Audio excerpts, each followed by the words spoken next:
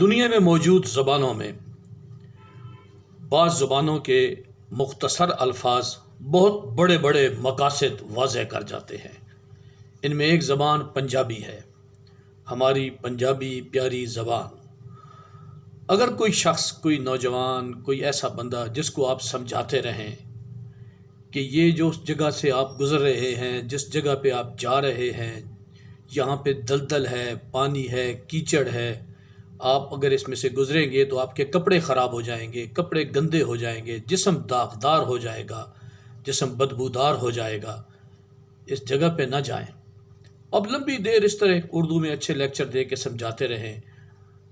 تو شاید وہ آسانی سے نہ سمجھے، اور وہ پھر بھی اگر ضد لگا کے کہے کہ نہیں میں اس میں جاؤں گا، اور وہ وہاں جانے کے لیے چل پڑے، تو اس کو پنجابی میں ایک ہی لفظ کہیں، ہلا وڑ۔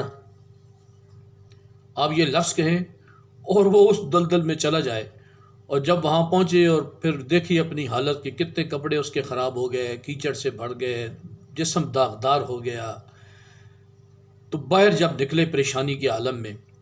تو ایک تو یہ طریقہ ہے کہ اس کو آپ سمجھاتے رہیں، دیکھیں جناب میں نے آپ سے کہا تھا کہ آپ اس طرف نہ جائیں، یہاں بڑا نقصان ہے، آپ کے کپڑے خراب، آپ کا جسم خراب، آپ کا جسم داغدار، آپ کتنی پریشانی کا شکار ہوئے ہیں۔ ایک تو یہ لفظ ہے۔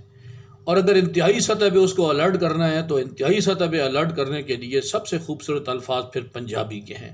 اور پنجابی کے لفظ یہ ہیں، اور وڑ۔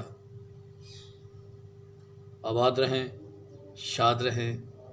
نکی عید نی وڈی وڈی آپ کو مبارک ہو۔ طاہر فرامہ ٹک۔